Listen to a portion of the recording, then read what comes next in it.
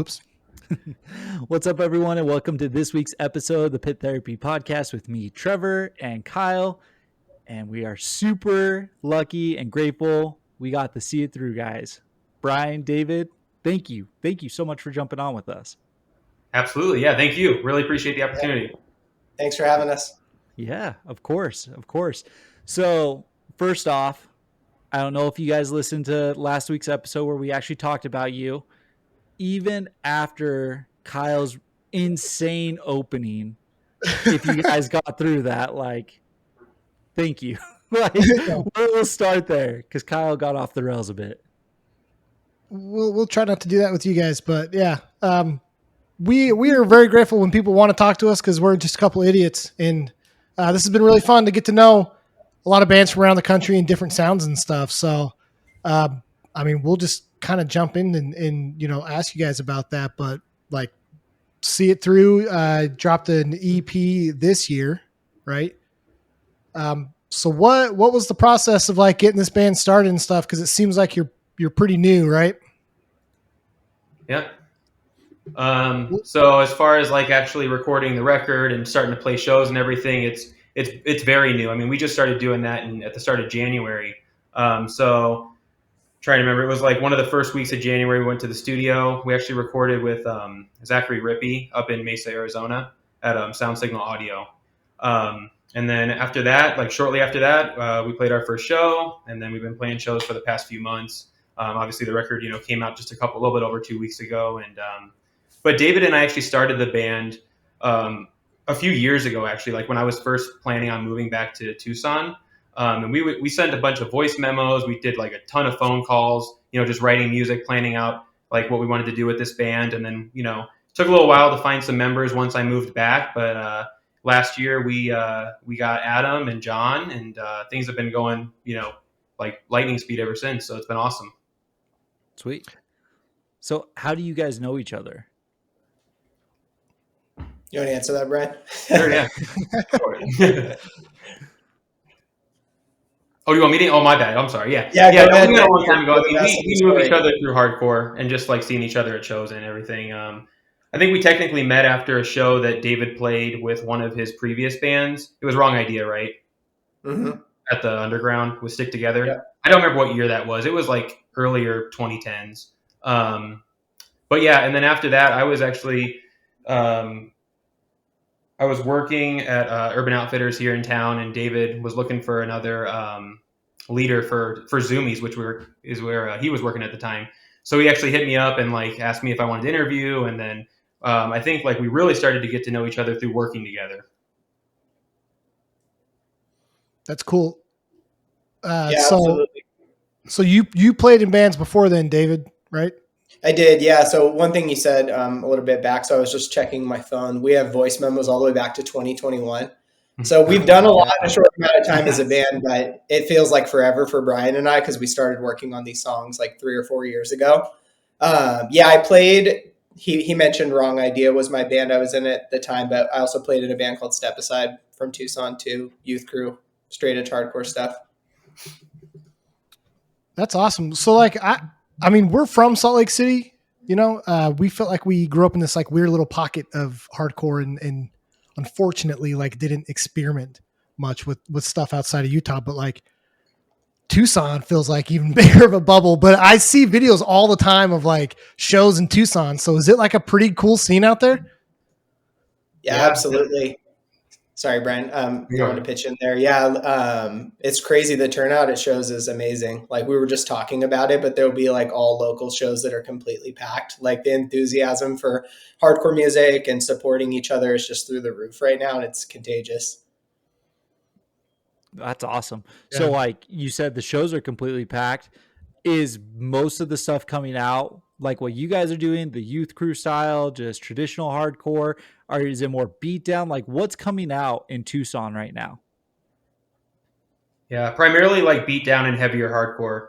I think as far as like Tucson goes, and actually Arizona as a whole, there's no one else that comes to mind that's doing like the lane that we've been going down. So I mean, it's a lot. I feel like I don't know like how far back this goes, but as long as like I've been living in Arizona, it seems like heavier hardcore has always been, what's like primarily going on out here.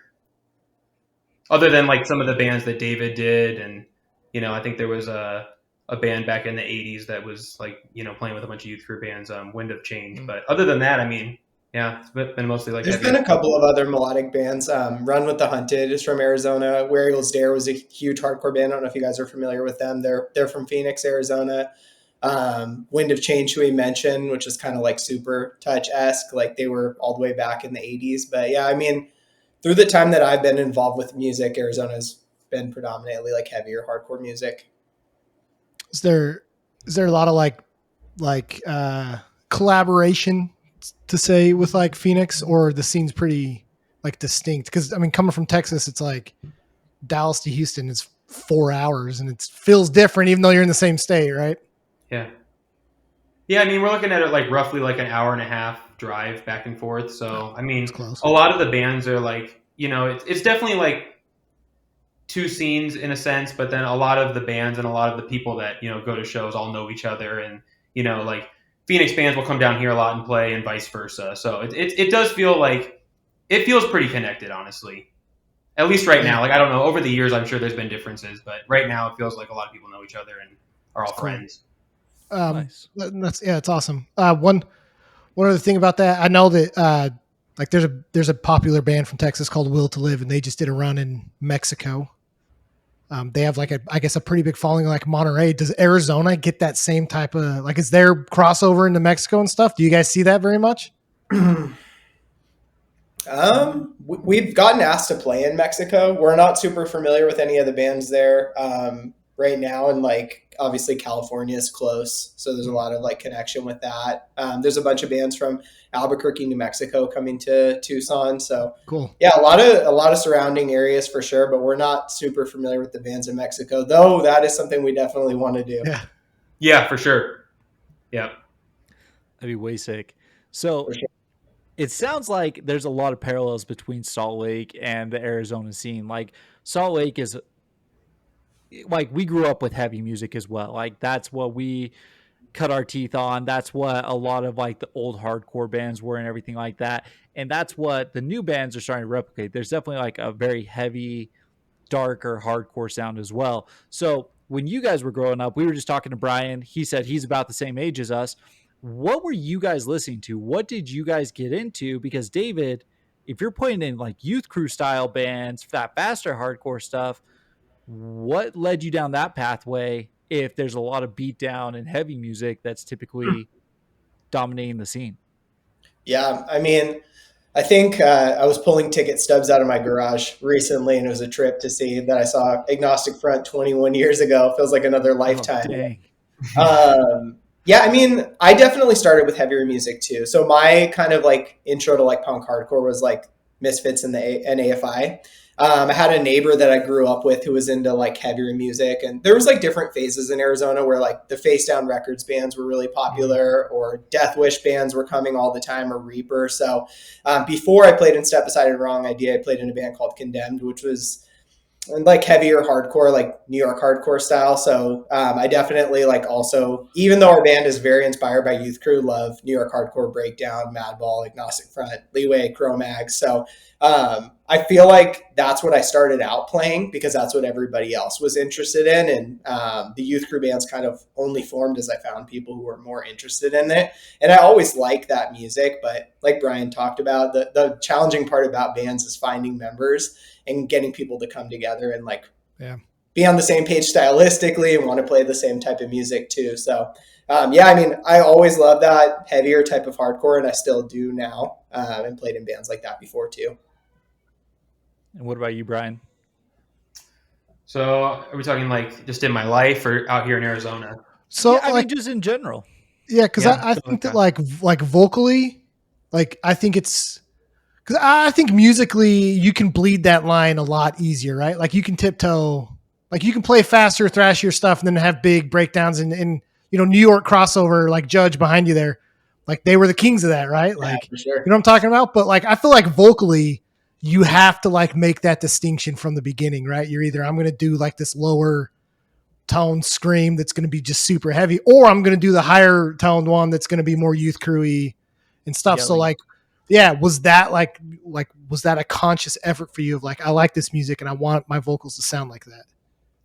Yeah, I'm trying to think of where the best place to start would be. I mean, like, so as far as what I listen to goes, I mean, I listen to a very wide range of genres. And actually, for me personally, Youth Crew was when we're talking hardcore, Youth Crew was actually one of the styles that I didn't get into until like later on.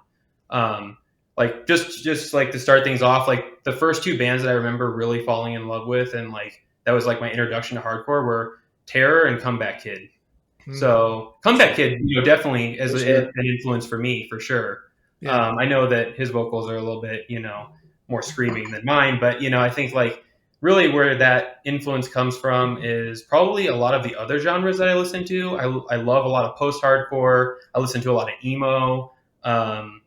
Yeah, there's so many different genres to name, but I know that like something that is really important to me and something that I know David agrees with, is that we want to be a band where there's like sing-alongs all throughout. Like we want people to understand what I'm saying. We want people to know the words, learn the lyrics. So I think having that clarity, is something that just makes sense. And I think like as far as like yelling compared to screaming goes, like that just comes naturally to me. So it just felt right. Awesome. I mean, it sounds good. Like it sounds right. I feel like, yeah, there's like bands that you listen to where you're like, I don't know. You can tell what they're trying to do, but it just doesn't fit. But like your guys' sound just fits really well. And David, I did want to say that like it's a breath of fresh air to hear people reference AFI. Because seriously, like we talked to all these East Coast bands and like they all got that like New York punk hardcore influence and stuff. But like, man, we grew up on California, fast AFI Ignite type hardcore. So heck yeah. Thank you. For sure. So let me ask you, just like, because Brian, you just mentioned that you listen to a bunch of different genres. So for the both of you, what are like just your top 3 overall favorite bands? Like it doesn't have to be for this style of music or anything. Just overall, who are your top? Maybe it's not even 3. Give me like 1 or 2 kind of thing. Favorite bands that you guys just go to. Yeah. I mean, I can go. I've had this figured out for a while. So actually, none of them are hardcore at all. So actually, my favorite artist of all time is Elliott Smith. Okay. Cool. And then for bands, Smashing Pumpkins and Yo La Tengo. Okay. That's my top 3. So solid. Do you want to hear hardcore bands or just any? I like just like your top 3, because like I'm really curious. It seems like a lot of metal and hardcore people, like, yes, we all love it, right? It's all something that we listen to and we go to and stuff like that. But oftentimes it's not the main influence that you're typically pulling from. So like hearing Smashing Pumpkins and Elliott Smith, like that's awesome. Like that's great. So like David, for you, like top 3, it doesn't just all time. Doesn't have to be hardcore. Or maybe do a hardcore and a non-hardcore band.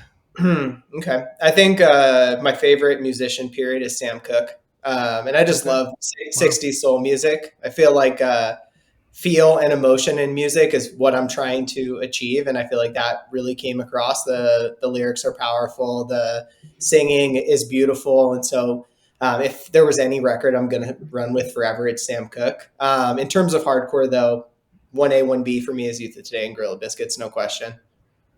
Okay. Sick. Nice. Those are solid. And so how did you find Gorilla Biscuits and Youth of Today? Oh man, that's a good question. I'm trying to think of like what the bridge was. I definitely found a lot of bands through looking at records and reading like thank you lists, seeing people wearing shirts. I feel like for my era, that was kind of like the main way. There was also like a lot of like downloading apps during that time, LimeWire, and I don't remember the others, but I remember you could see like people's like library of music they had. So I feel like just gravitated like band names, and I was like, this sounds awesome, or I saw this artwork online, what is this? And I would just download it from there and get to it. I don't really remember how I got introduced to Youth of Today, but I just know that like the message and the lyrics like really like spoke to me. And even now, like when I read the lyric sheet, I'm like, how did they come up with so many songs like this that are like so powerful too? So those bands probably weren't first. I think it was probably 2000s bands like Have Heart and Blue Monday and Champion and the rivalry bands. And maybe I backtracked from there. It's so hard to remember because it's Okay. been so long, but that was probably my path. Sick.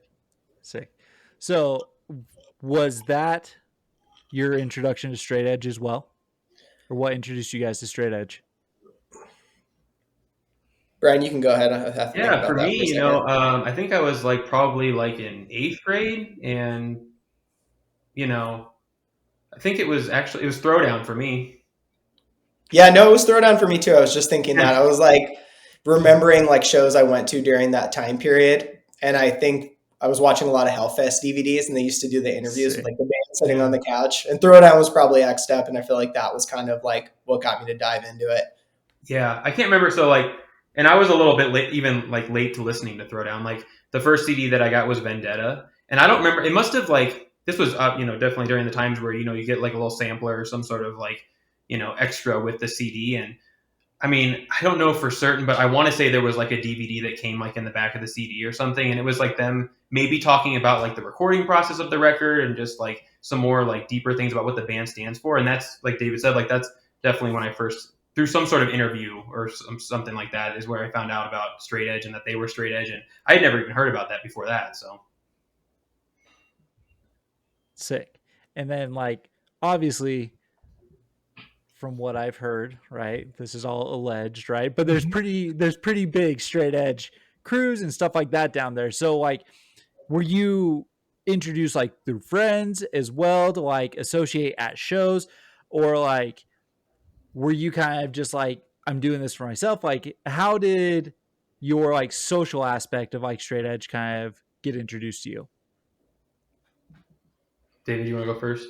Yeah, I mean, there's definitely been a lot of periods throughout the time that I participated in music where a lot of people were straight edge and then a lot of people weren't. So I feel like there were like time frames where like a lot of my friends were, and maybe that was also like a belonging thing during that time period too. It definitely like was more of an individual choice, though. I can speak to that. So my situation growing up, I feel like really pushed me towards that, which like a lot of things in life, it's like I kind of saw like what I didn't want to do and how I didn't want to live my life. And I feel like, yeah, the bands having the message was important, but then also like the direct experience with like what I was going through in my life made me kind of like gravitate that way more.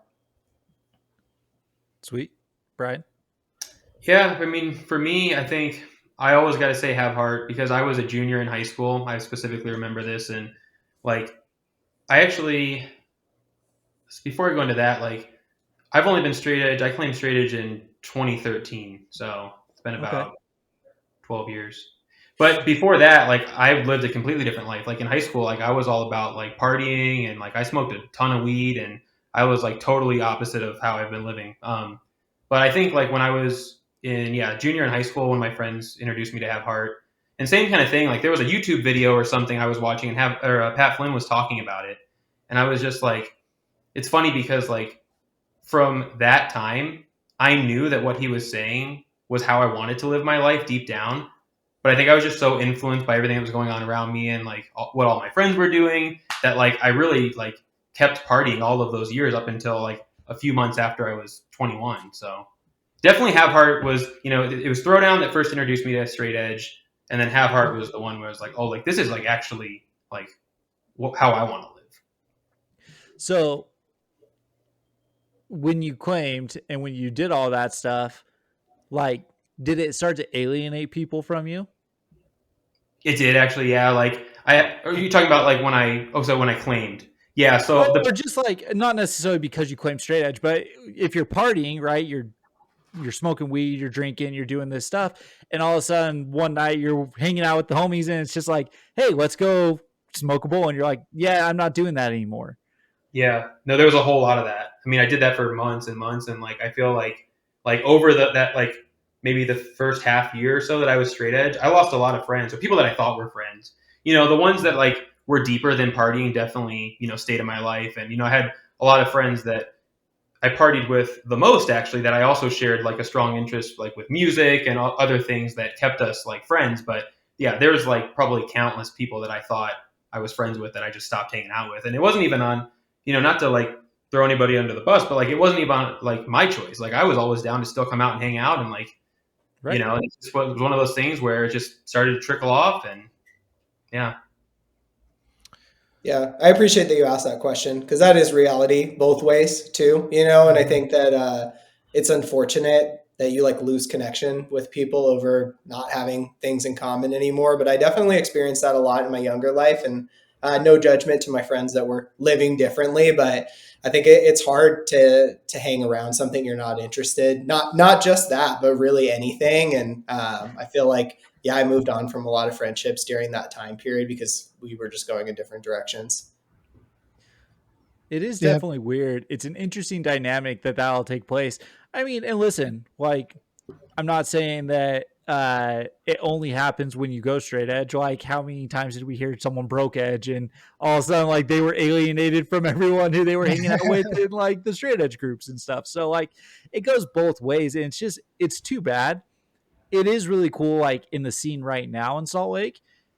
There's a huge straight edge movement again. Like it's all kind of coming back around and everything, but it doesn't feel like it did when we were teenagers and stuff. Like everyone's hanging out together, everyone's chilling. Like it's a kind of a different time. It feels like. Do you guys feel like that too? Yeah, Yeah, absolutely. I wanted to say something on that too, like something that's like really important to me in the band. And I don't want to speak for all my bandmates on this, but we want to make sure everyone feels included. Like while we make that decision, and I believe in that, and I think that's what's best for me personally. We don't want to make other people feel like they can't partake in what we're doing because they don't associate with that label. And that's a huge thing in our messaging is like everybody can be involved, no judgment on how anyone else lives their life. Like we do that because we believe in that and that's what's right for us. But we're not telling anyone else how to live. Yeah, not at all. Yeah. Awesome. See, I claimed Edge to try and get away from Trevor because he was sniffing gluten. No, I'm just kidding. It is funny though because like I went and saw Obituary and Terror that tour a few weeks ago when it came through, and like there were a bunch of kids that I saw like X'd up and stuff, and I went up and talked to one of them, and I was like, "Oh, like how long have you claimed Edge?" And he's like, "Nah, like the guards like." I don't drink. I'm like under 18, so they X my hand. I was like, dang, they do that like unironically. I didn't know that. I thought like, I didn't know they actually did that anymore, So then I looked like an idiot because he wasn't straight up. But it is, I don't know. It is cool. It's something that we've talked about more with bands. I think Salt Lake City had such a bad rap with some of the straight edge stuff that went on that we just kind of felt like it was one of those, hush hush type topics. There were shows where like we weren't allowed to go into if you wore a straight edge shirt and stuff, And, Really? Wow. and I think the attitude has changed a lot. I think that it has a lot more positive mentality, which is funny because I don't think the music has reflected that yet. Right. Yeah. Like usually a lot of the straight edge stuff comes with like Youth Crew, PMA, like positive mentality and stuff. And so I wanted to ask that like about you guys, because this is a different sound, right? This is, I guess, what you would what I would put together is more of like that go hand in hand and stuff. So like, how was that thought process for your music? Like, obviously I think we talked about it a little bit, like it was a conscious effort, but were you like, this is 100% the route I want to go. I only want to play like this melodic hardcore type stuff.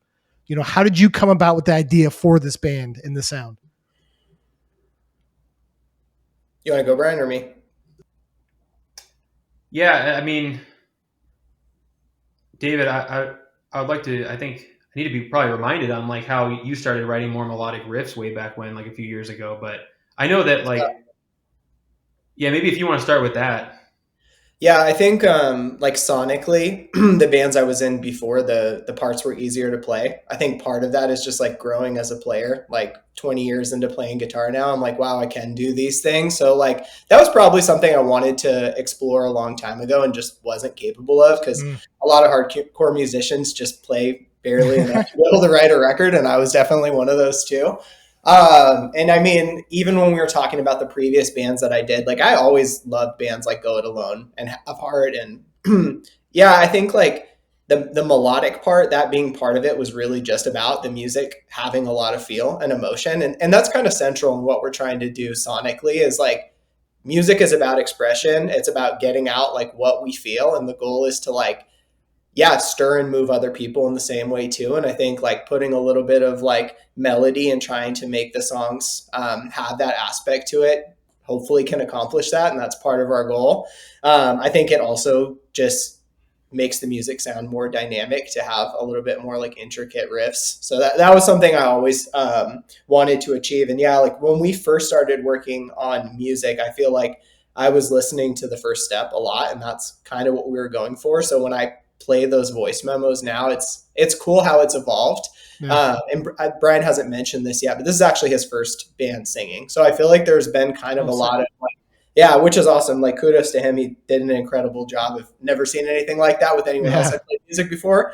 So I feel like we kind of had this aim and this idea of what we wanted to do. But then as we started working on it and putting things together, like the direction just became a little bit clearer. So we had an idea in mind. And then when I listen to the finished product now, I'm like, wow, that's pretty different than how we started. But yeah, we definitely talked a lot about Go It Alone and Have Heart and Blue Monday. And bands like Lifelong Tragedy. And so I feel like that influenced the guitar writing on What's Behind Us Never Fades a lot. Yeah. That's awesome. I mean, I've said this 100 times on this podcast that I'm like a huge sucker for melodic hardcore. So when Trevor sent me this album, I was just instantly like, yup, this is exactly what I'm looking for. One thing we talked about in the episode last week, when we, kind of did our opinion of what we thought, is we said that like, even though it's melodic, it still felt like a little slower than some of those other bands that you're talking about. Is that by design as well? Yeah, I mean, I think that the goal is to have the music have groove to it. And so that's like when you talk about slower, that's what I'm trying to do as like a writer on guitar. I definitely think too, like in a lot of music, downbeat or fast parts can be really boring and kind of just like filler. And so that's like always one of my challenges to the band as like writers is like, if we can make the fast parts interesting and get people to sing along and have those sound powerful and really like stand out on the record, I think we're doing it right. So I don't know if that's what you're referencing. Just even like when you are playing faster, it's kind of like a steadier rhythm. That was definitely like an intentional focus on that. And I think really, and Brian said this earlier, just trying to make the songs be anthems that people want to learn the words to and sing along. Absolutely. I loved the description of groovy. Like that's really the perfect way to put it. It absolutely fits. And I love that. I think I think that's perfect. It's maybe like the introduction to a new genre of like groovy hardcore. Yeah. Brian, lyrically, you said this was your first band. Like, is it hard to write lyrics and have the cadence to a more melodic style of hardcore? Because a lot of the faster punk stuff, like, man, you're just yelling, right? Like, you're as much as you can breathe, you're yelling and stuff, But like, when this is slower and groovier, like, does that make it harder for you as you're writing lyrics and trying to get that cadence down? With our band, like we haven't, written anything like super fast, so it's like I don't really know what that experience would be like on that end.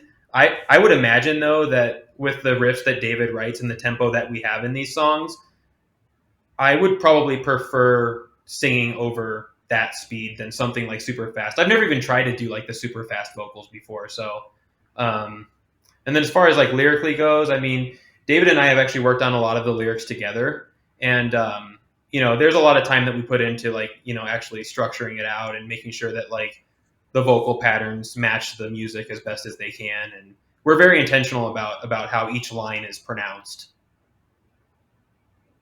So let me ask you then, if you guys are working on lyrics together, how does that process work? So like, does one of you essentially like script it out, like the idea that you want, and then you'll go through individually together and be like, okay, I like this line, but let's adjust it so it says this because it'll flow a little bit better.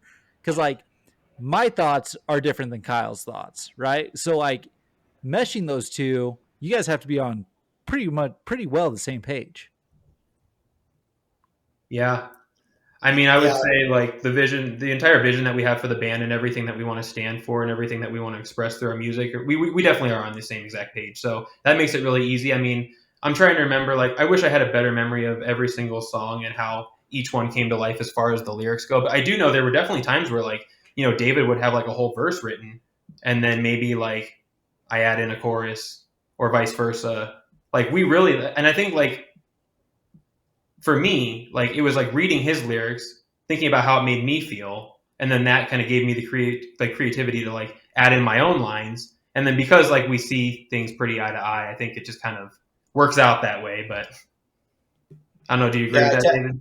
Yeah, to add a little bit more onto that. So I know our record just came out, but again, we finished it a while ago, right? And so we're kind of already back at it and working on new stuff. So I can speak to that a little bit more. So as we're working on new songs, one thing Brian and I did is we kind of like drafted up titles of like song names that we like. We have a list of like topical things that we want to cover. And so yeah, writing music is really weird. It's like sometimes we start with lyrics, sometimes you hear the riff or you're remembering something from somewhere else. I don't understand that all completely, but I think like we try to get an idea, whether it's like getting a couple of riffs or getting some lyrics down. Sometimes the lyrics help figure out the guitar parts and vice versa, but almost every song is almost written in that way, right? Like where it's just guitar and singing first, and then we bring in the rest of the band and figure everything out after that.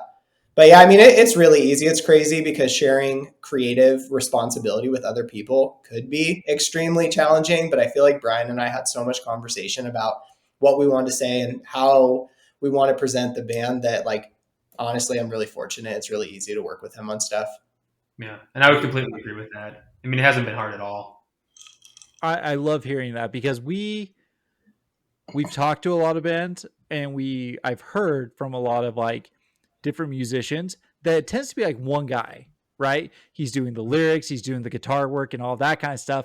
And then he's just like, okay, guys, here it is. Like, learn the song. And then I'm going to hop up there and I'm going to do the vocals. You know what I mean? So, like, it's really cool to hear like the collaborative nature that's still taking place because we were in a stupid high school band growing up. Like, we just did our thing as well. And I felt like that's what it was. We were in our friend's basement. Someone would bring the lyrics and be like, oh, I like that, but change that and things like that. It felt so different. It felt like fresh, exciting, and stuff like that. I don't know if I'd be as excited if it was just like one dude who's just writing everything. And it's like, okay, here you go. We're doing this.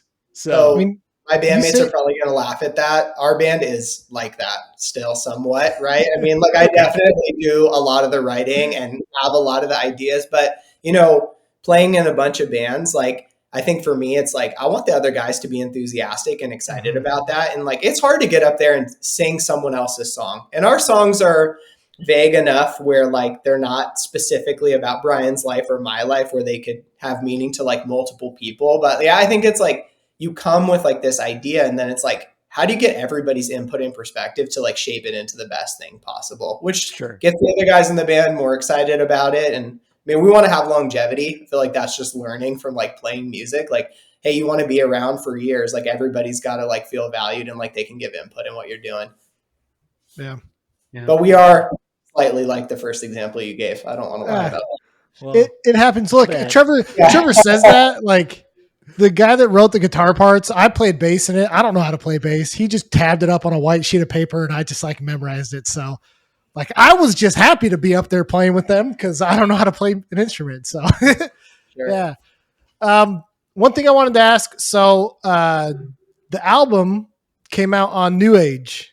So how did that connection come about? Do you know the guys there? Like, yeah. How did that come about? We don't know the guys there. So that's incredible. I just want to say that's incredible being a brand new band and first EP out on New Age. Like kudos to you guys. That shows a lot. Yeah. And Brian dropped, but he'll come back. Okay. Yeah. I mean, thank you. First of all, we appreciate that. And we're super grateful to be a part of a label with that kind of history. I mean, we definitely had like a focused effort to make sure we got a good recording and get art that we loved and have this like cohesive package. And we sent it out to labels, old school, like press packages, basically, and said like, hey, here's some background on the band. Here's what we're about. Here's our music. But I really just believe like nothing in life is done individually, and there's always people helping you along the way. And so a good friend of mine, Hav, his band was part of New Age Records, so he helped make that introduction for us. And then it just kind of happened organically from there. I did not know Mike, the owner of New Age, before, but have really gotten to know him through this process. And he was in a ton of incredible bands. I don't know if you guys are familiar with those, but Yeah. it's crazy to be able to work with him on our music. Yeah, that's really cool. So what band was your buddy in that made the introduction? Sorry, Back to what? Godhead. Are you familiar Okay. with them? Yeah, they're on New Age too. Yeah. So the intro song for us is a Crow Killer song, and they're on New Age. So our good friend, his name's Josh. He's the one who started the podcast with us. He's the guitar player for Crow Killer. So we've known of New Age for quite some time. Oh, that's awesome. Yeah, super sick there. Um, you brought up the artwork. I freaking love the album cover. So Oh, thank you. how did that come about? I like asking that because us old guys feel like the visualness and the artistic part of this matters to us. It's not just a click on Spotify anymore, you know, like I care about the album cover. So how did that one come about? Yeah, I appreciate you asking that question. So when we were working on the band, I feel like when I look at the art, it looks consistent with the bands from the 2000s that I mentioned earlier. So, I mean, that was definitely like a big inspiration. I think like we were trying to figure out like, how do we have artwork that's like symbolic of like change or growth or transformation? So we kind of had this vision of like somebody hanging out under a tree and like the leaves falling. And Brian had introduced me to Bane, Don't Wait Up recently. Yeah. And I love the record, but the art is beautiful too. And I feel like they just did a great job with like putting that whole thing together. And so Dan McCarthy actually did the art for Bane, Don't Wait Up, which led us to his art. And that's how we ended up with that image for our cover. It's awesome. It really is a cool album cover. He's the one who did it for you guys then. He did. It was a painting he had already done. And so we had reached out to him to do like a commission for us. And he's a busy guy because he also works with like the national park designs and does a bunch of stuff outside of hardcore. And so he kind of sent over a portfolio of stuff that was unused. And he was like, if you guys want to make any of this happen for your art, let me know. And that image was in there. And yeah, Brian, you can weigh in more, but I feel like it just was exactly like what we were looking for. Yeah. I mean, sorry guys, I had a connection here, so I'm back now, obviously. But I answered the first part of that question. I know we're talking about the album artwork, but how it came together. And yeah, I do want to add also, Dan did the illustration, but One Trick Pony, who's also a really popular hardcore graphic designer, did the layout and all of the text on it. Sick. We were just talking about, Brian, how the art came together, or where we got the vision for that. Oh yeah. I mean, David might have already mentioned this, but I mean, we couldn't decide for the longest time, like if we wanted to use like an actual photograph or if we wanted to get an illustration done. We went back and forth a bunch, but I think like once we were really starting to like I, kind of showed David, or I told him to listen to Don't Wait Up by Bane. And like, we just like both looking at that artwork, we loved it and we wanted to get something like that. And we're like, oh, well, like could be a long shot, but let's reach out to him and see like what the possibilities are. And,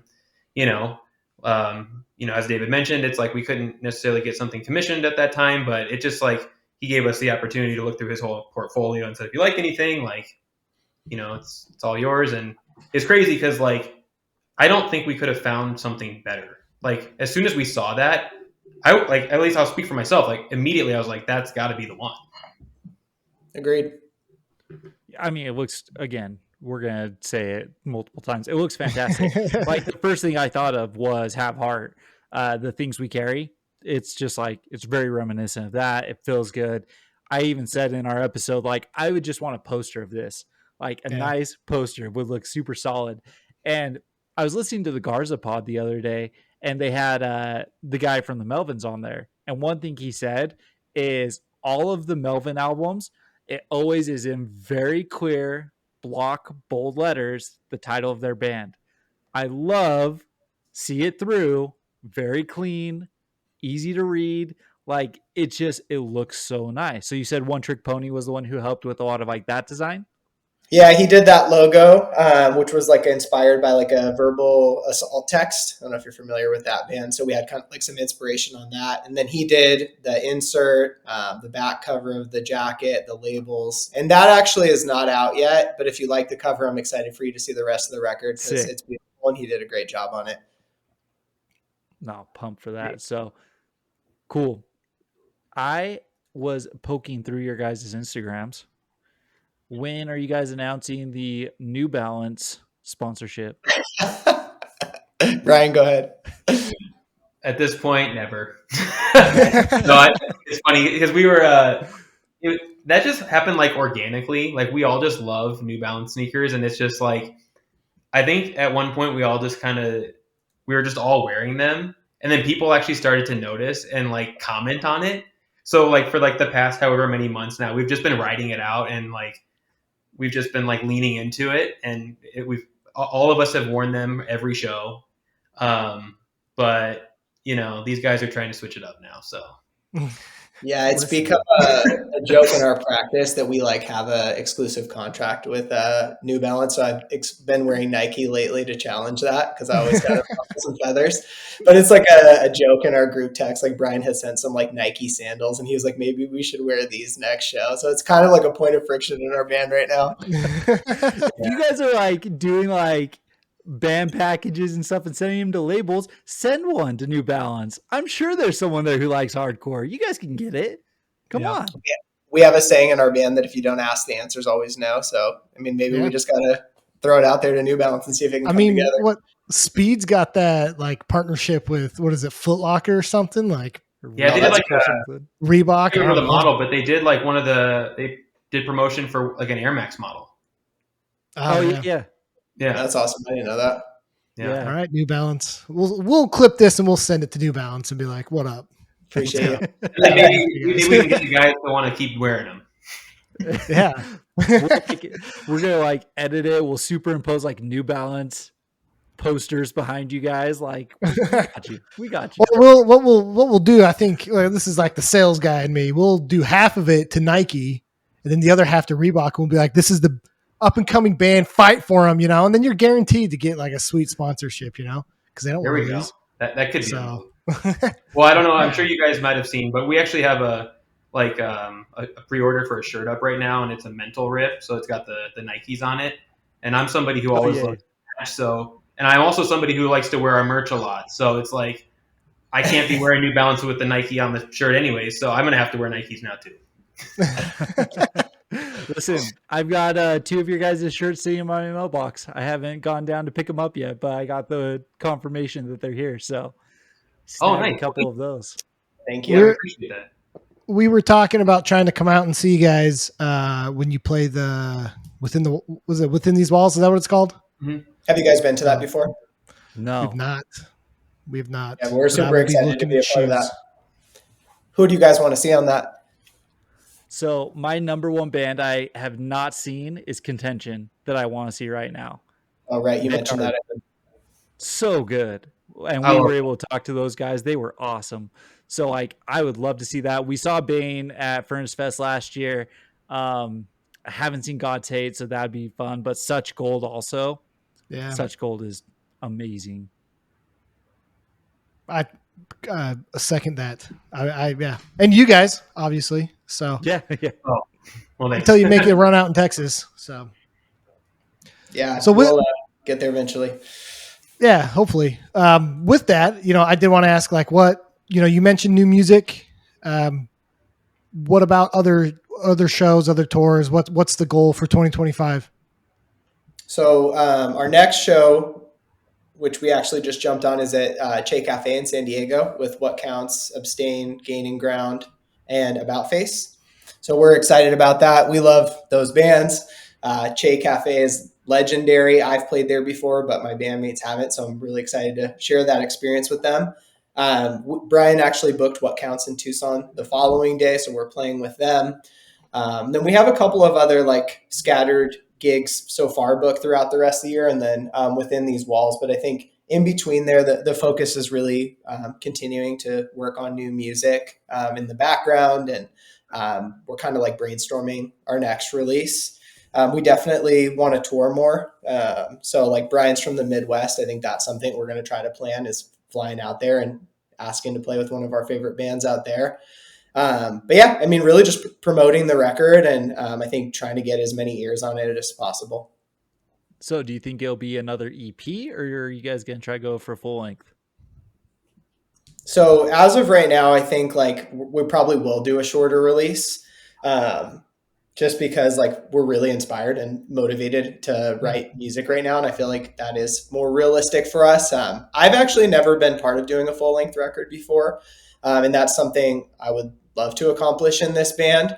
But yeah, it's hard to imagine being able to come up with 8 to 10 songs that are different and like really like our best work. So that's something I want to like give time to, because you guys asked about writing earlier, and I feel like writing and creativity isn't something you can force. So like these bands who go in the studio and they're there for 8 weeks and they write and record a record and it comes out amazing. Like I'm just blown away by that, because for me, creativity doesn't work that way, right? Like sometimes I sit down and a whole song comes out. Other times it's like I play for 3 hours and I'm like, nope, that's no good. I got to throw it away. I might be out riding my bike and hear a riff and I'm like, I got to voice memo this. So the point is I want to give it that time to be able to really do it in an important way. And that's something we talk about a lot in our band too, is like not putting out too much music too quickly, or just in general. Because the bands that I talked about that I really love, I feel like because they don't have 150 songs in their discography, that's part of how everyone learns all of their music. And I think that's like an important thing and what we want to try to do too. So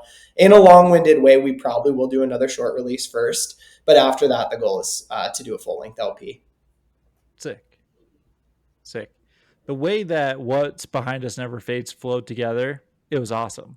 Like it was 5 songs straight through, everything just kind of tied together. It worked out very, very well. So it would be awesome to hear 8 to 10 of that, but I'm down for another 5-song EP. Like totally down for it. Hey, I have a question for you guys. So one thing I hear you mentioning a lot on your podcast is like asking bands if there's a sound that they would like want to hear, or something that they feel like is missing in their area. Like, what are your guys' thoughts on that? Is there like a era or style of hardcore that you guys are like really eager to hear more of? I'll let Trevor go first on that one, because I think I know where he's going. Yeah, go ahead. Unless you don't know, then I'll freaking go. I don't know if you do know where I'm going. Okay. It's hard because we do this podcast, we listen to so much music right now, and we're kind of all over the place. Like we've talked about pop punk bands, we've talked about some like experimental type bands, then we do talk about the heavy stuff all the way to death metal. Here in Salt Lake, we've got a decent variety. The one thing we don't have is we don't have a youth crew style band, or more of this like anthem-y traditional hardcore style band. So maybe something like that would be dope to come out of Salt Lake. I'm trying to think what else though. Like we have a lot of Beatdown. We have a lot of like Shattered Realm type stuff. We've got a lot of like the fast stuff. I love breakdowns. So like, I don't necessarily want more Beatdown, but I do love the fast stuff with the breakdown in there, and maybe like an old Have Heart style would be dope to like come out here too. Yeah, so I'm surprised he said that, because me and him argue all the time, because he's like got a hard on for Balmora and that type of metalcore, you know, like the really fast kind of emo core type metalcore. That's fair. That never really resonated with me. But in my like lane of being a huge sucker for melodic hardcore, my favorite band is Misery Signals. And I feel like that, like the metalcore that is true, like metal core, you know, like melodic metalcore, I feel like is kind of missed right now too. Cause you know, I love your guys' sound. I love the melodic hardcore, but I feel like right now we're missing some like real melodic metalcore. And I'm not talking like Counterparts or things like that. You know, I'm talking even like old Parkway Drive got like melodic stuff in it. You know, like I'm missing that kind of metalcore, Misery Signal style. So I wish there was more of that. It'll like Shai Hulud is a great example. Oh yeah, I want the like chaotic-y melodic metalcore like Shai Hulud. Yeah. And what about your guys? Thinking, we're gonna say sorry. quick. I was just gonna say, Killing with a Smile is like by far it's probably my favorite album ever put out. First Parkway Drive, it's incredible. But I think if I heard someone try to do it, I would just try to compare it to Killing with a Smile. So like I'd just be disappointed every time. So like you gotta kind of stay away from like what you would expect. You know what I mean? So that's why I think I surprised Kyle with my answer. Yeah. What about your guys' top 3 hardcore records? We gotta know what they are. That's hard. Top actual records or bands? Or bands, yeah. Bands is probably easier. So the band, a lot like Brian said, the first like hardcore that I actually heard was the Victory record insert with Comeback Kid, Wake the Dead. Like Same. I remember watching that video and just being like, this is just so cool. And I loved it. And I was listening to that. I listened to like Ringworm off of that, Stupid Victory Records one, like all that kind of stuff. So that's where we got the heavy stuff. But the first band that I got introduced to where it was like, oh, like the production wasn't like over the top, the vocals weren't quite what I was expecting, was Defeater. That first EP that they put out, what's it called? Oh man, I'm losing people here. Anyways, the first EP that they put out, the Lost Grounds EP, that is like on a pedestal for me. I love that album. It's so good. So I'll give you one right now and then think about it. So my top 3 like actual hard, like heavy hardcore type bands, like Misery Signals, and then Sleeping Giant is probably the other one, just because that's like what we grew up on. And then Earth Crisis. So Earth Crisis is like, man, I feel like the chemistry in my body changed when I listened to it the first time, you know, like it did something to my brain, you know. Are you going to Earth Crisis Judge Integrity in California? I wish, dude. I wish. Some awesome gigs, man. Yeah, I wish. My all-time favorite band, though, of all time is Thrice. Oh, nice. And across the whole spectrum, I don't think they've written a bad song. I like all their sounds, you know. I think that's what's made them like so unique in my opinion, is that they have been able to jump sounds but still be Thrice, you know. Like you can listen to a song from Arts in the Ambulance to one of their newer like Psalms albums, even the Alchemy Index, you know, they did a 4-part EP album of the elements of the earth. Like, I don't know. They just, I think they're, you know, incredible musicians and stuff. So yeah. Yeah. That's awesome. Going back, So- probably AFI is another one that's significantly up there for us. Like, at least for me, and I know Kyle as well. Like, that was one that we used to listen to a lot. We used to listen to a lot of old AFI. Sing the Sorrow is like, Man. granted, it's not as hardcore as punky as the other ones, but that's easily a top 3 album for me. Just And that was my introduction to straight edge, was Davey Havoc. yeah, Davey Havoc. Oh, that's awesome. So He's a legend. yeah, it's pretty funny. You know, I don't know. It's a cool world that we live in, because, you know, we talk to all these people and we share experiences in bands, and it's like, man, we're all so similar, for better or for worse, you know.